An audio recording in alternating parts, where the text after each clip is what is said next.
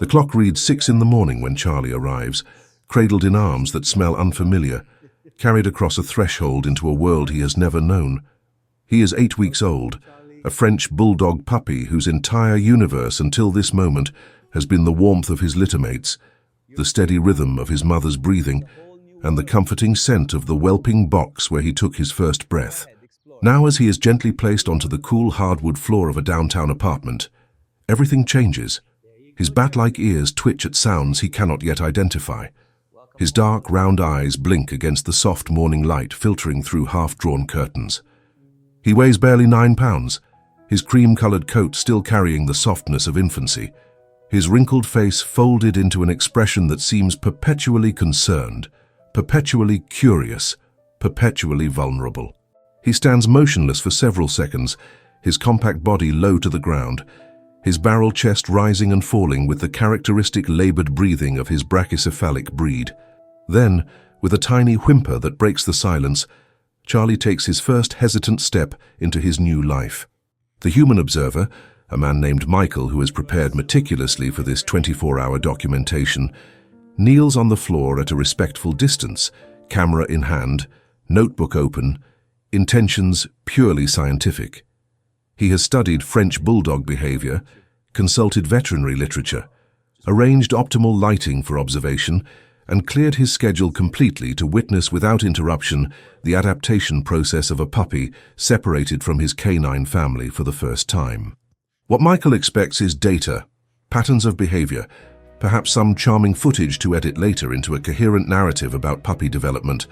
What he does not expect, what he cannot possibly anticipate in this early morning hour, is how profoundly Charlie will alter his understanding of connection itself. The first hour passes in a fog of adjustment. Charlie explores the apartment with the cautious intensity of an astronaut, surveying alien terrain. His short legs carry him in unpredictable directions, his oversized paws occasionally tangling with each other, sending him into brief, tumbling sprawls that he recovers from with admirable resilience. He investigates the leg of the dining table, pressing his wet nose against the wood, inhaling deeply, his nostrils flaring as he processes information Michael can only imagine. He discovers a patch of sunlight warming the floor near the window and pauses there, tilting his head upward, eyes closing slightly as if committing this sensation to memory. Michael watches, taking notes, capturing images, maintaining his observer's distance, but already something is shifting. Charlie's movements are not random. They are methodical, intelligent, purposeful. He is not merely reacting to his environment, but actively learning it, categorizing it, making decisions about what deserves his attention and what does not. By 7:30, Charlie has completed his first circuit of the apartment and returned to the spot where Michael sits cross-legged on the floor. The puppy does not approach immediately. Instead, he sits approximately 3 feet away, his compact body settling into a posture that seems far too dignified for a creature so young. He looks directly at Michael, and in that gaze something passes between them that Michael will later struggle to articulate. It is not merely the cute appeal of a puppy's face, though Charlie is undeniably adorable with his pushed-in nose, his wrinkled forehead, his ears standing alert like small radar dishes. It is something deeper, something that feels almost like recognition, as if Charlie is assessing not just Michael's physical presence, but his emotional state, his intentions, his worthiness as a companion. The moment stretches. Michael lowers his camera. Charlie's tail, a small stub at the base of his spine, begins to wiggle with barely contained excitement. Then, as if a decision has been made, Charlie closes the distance between them in 4 quick waddling steps and places his front paws on Michael's knee. The contact is electric. Michael has held puppies before, has documented animal behavior in various capacities, has always maintained professional detachment. But Charlie's small warm weight against his leg, the trust implicit in that gesture, the vulnerability of a creature so new to the world choosing him as a point of safety, cracks something open in Michael's carefully constructed observer's stance.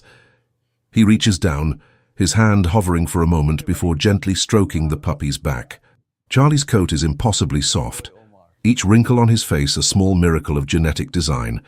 Each breath he takes through his shortened airways, a testament to both the fragility and resilience of his breed. Charlie leans into the touch, his eyes half closing, a sound emerging from his chest that is not quite a purr but carries the same quality of contentment. Michael picks up the puppy, cradling him against his chest, feeling the rapid heartbeat, the warmth radiating through the small body, and for the first time since this experiment began, he forgets entirely about documentation. The morning unfolds in a series of small revelations. Charlie, it becomes clear, is not a typical puppy in his reactions and behaviors. He does not engage in the relentless, chaotic energy Michael has associated with young dogs. Instead, Charlie operates in bursts of activity followed by prolonged periods of observation. He will suddenly spring into motion, attacking a rope toy with fierce determination, growling in a voice that sounds comically deep, coming from such a tiny creature, shaking the toy as if it were prey 10 times his size. Then, just as suddenly, he will abandon the game, wander to Michael's side and simply sit, watching, his breathing loud in the quiet apartment, his presence somehow filling the space in a way that defies his physical size. Michael finds himself narrating to Charlie, explaining what he is doing as he prepares a small meal for the puppy, describing the ingredients in the specially formulated food, the reason for the smaller portions, the importance of hydration for brachycephalic breeds in warm environments.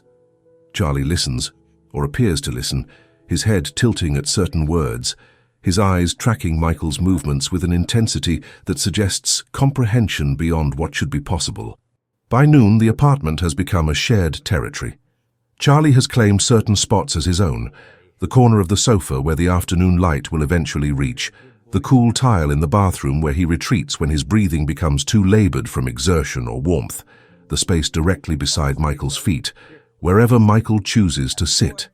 Michael has abandoned all pretense of scientific observation. The camera sits unused on the coffee table.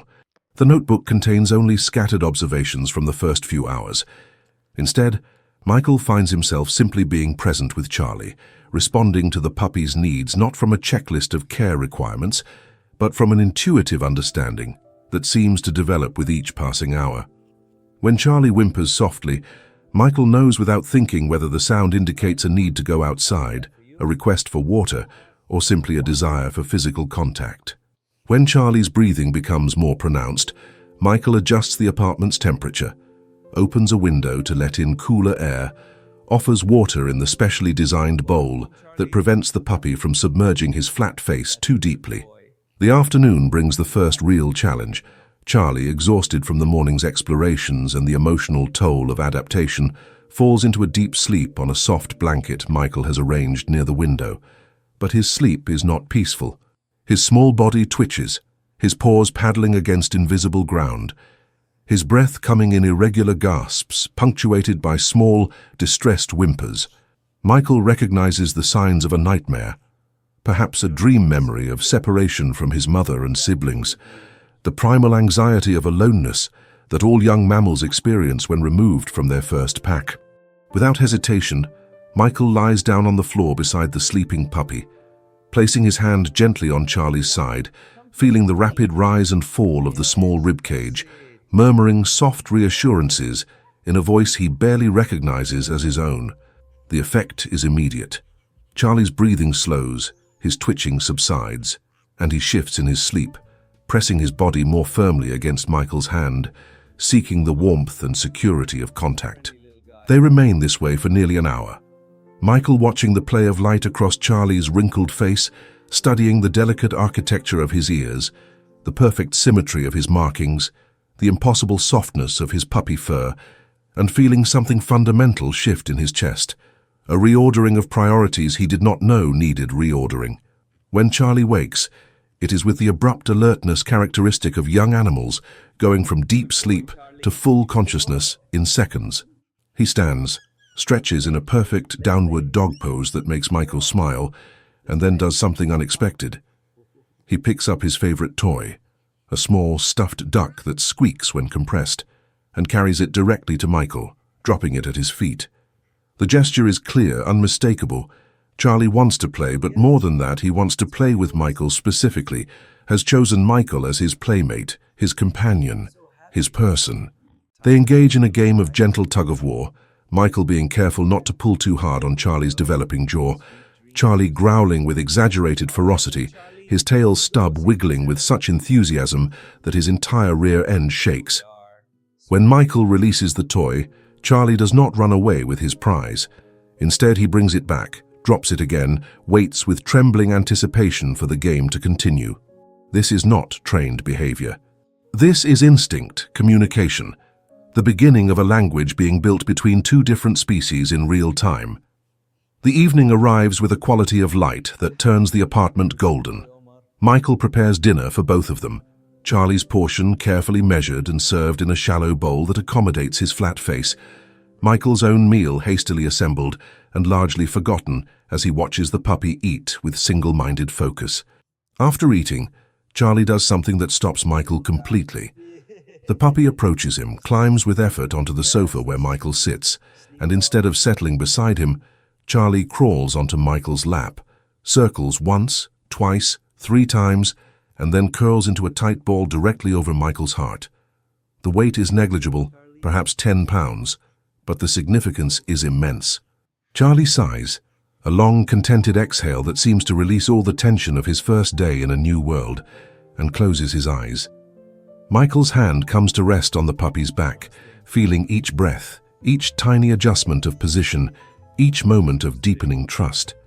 He realizes with sudden clarity that this is the unexpected thing, the element he could not have anticipated. It is not a specific behavior or a dramatic incident. It is this feeling, this overwhelming sense of being chosen, being trusted, being essential to another living being's sense of safety and belonging. Night falls, and Michael carries Charlie to the small bed he has prepared, a cushioned crate with soft blankets and a covered top that creates a den-like environment. But when he tries to place Charlie inside and step away, the puppy begins to cry, a sound so heartbreaking in its naked distress that Michael cannot bear it. He tries soothing words, gentle pats, leaving a worn t-shirt with his scent in the crate, all the recommended techniques for helping puppies adjust to sleeping alone. Nothing works. Charlie's cries escalate, his small body trembling, his eyes wide with what can only be described as betrayal. Michael sits on the floor beside the crate, his hand through the bars, touching Charlie's side, and the crying stops immediately. But the moment Michael withdraws his hand, the crying resumes. They repeat this pattern 3 times before Michael accepts the inevitable. He retrieves his pillow and a blanket, arranges them on the floor beside the crate, and lies down within Charlie's sight. The effect is instantaneous. Charlie settles, his breathing evens, and within minutes he is asleep. Michael watches him in the darkness, the small form barely visible, and understands that he has been fundamentally changed by this 24-hour period. As midnight passes and a new day begins, Michael remains on the floor, uncomfortable but unwilling to move and risk waking Charlie. He reflects on his expectations versus the reality of these hours. He had anticipated documenting puppy behavior, perhaps capturing some charming moments for content, maintaining an objective distance while observing adaptation patterns. Instead, he has experienced something that defies his training, his intentions, his carefully constructed boundaries between observer and participant. Charlie has not simply adapted to a new environment. He has formed a bond, instant and inexplicable, built on nothing more than proximity, gentleness, and mutual vulnerability. The puppy has looked at Michael and decided, with the uncomplicated certainty available only to creatures who live entirely in the present moment, that Michael is his person, his pack, his home. And Michael, despite every intellectual argument against anthropomorphizing, against projecting human emotions onto animal behavior, against allowing personal attachment to compromise observational objectivity, has looked back at Charlie and decided exactly the same thing. The unexpected thing that happened during these 24 hours is not a single event, but an accumulation of small moments that together form something larger than their sum. It is the way Charlie's breathing synchronized with Michael's during their afternoon rest. It is the deliberate choice Charlie made to bring his toy to Michael rather than play alone. It is the trust implicit in that first climb onto Michael's lap, the vulnerability of falling asleep over his heart. It is the distress at separation and the immediate peace at reunion. It is the constant checking throughout the day to make sure Michael is still there, still present, still available. It is the recognition in those dark, round eyes that seems to see not just a provider of food and shelter, but a companion, a protector, a chosen family member. Scientists might explain this as imprinting, as the natural attachment behavior of a young animal to the first consistent caregiver encountered after separation from the mother. Behaviorists might cite oxytocin release, the neurochemical basis for bonding that occurs through physical contact and mutual gaze. But lying on the floor at 1 a.m, listening to the soft snores of a French Bulldog puppy who has turned his world upside down, Michael knows that no clinical explanation can capture the full truth of what has occurred. By 3 a.m, Michael has finally drifted into an uncomfortable sleep, his body cramped on the hard floor, his pillow inadequate, his blanket twisted. He wakes to a sensation of warmth against his chest and opens his eyes to find Charlie has somehow escaped the crate, has navigated in the darkness to where Michael lies, and has settled himself into the curve of Michael's body, pressed against his sternum, breathing in perfect rhythm with him. Michael does not know how long the puppy has been there, does not know how Charlie managed to open the crate door Michael was certain he had latched. It does not matter. What matters is this moment. This small creature who has chosen proximity over the comfort of his own bed, who has sought out connection in the vulnerable hours of deep night, who has, in his puppy wisdom, understood something Michael is only beginning to grasp, that isolation is a choice, that distance is learned, and that the most natural state of being, the one we are born knowing before the world teaches us otherwise, is together. The final hours of the 24 period pass in a haze of awakening connection. Michael abandons the floor, carries Charlie to his own bed, and they sleep there together, the puppy curled in the space between Michael's arm and chest, secure and peaceful. When morning light returns, filtering through the curtains to illuminate a new day, Charlie wakes first, stretching, yawning widely enough to show his tiny teeth and pink tongue, and then does something that crystallizes everything Michael has experienced. The puppy crawls up Michael's chest, places his front paws on either side of Michael's face, and simply looks at him, nose to nose, breathing the same air, existing in the same moment with an intensity of presence that demands nothing and offers everything. They stay this way for a long minute, human and dog, two mammals separated by millions of years of evolution, but connected by something more ancient than language, more fundamental than species, more true than any objective observation could ever capture. When the 24 hours officially end, when the clock reads 6 in the morning once again, and the experiment is technically complete, Michael makes a decision that surprises no one except perhaps himself. He picks up his phone, calls the breeder who was expecting Charlie to be returned for placement with a permanent family, and says simply that Charlie has found his home. There is no negotiation needed, no prolonged decision-making process. The rightness of it is as obvious as the sun rising, as natural as breathing, as inevitable as the bond that has formed between them. Charlie, unaware of the machinations of human logistics and decision-making, simply climbs onto Michael's lap, circles once, and settles with a contented sigh, his work here complete. He has done what French Bulldogs have been bred for centuries to do. He has conquered a human heart, not through obedience or utility, but through the sheer force of his personality, his capacity for connection, his gift for making himself absolutely essential to someone's happiness.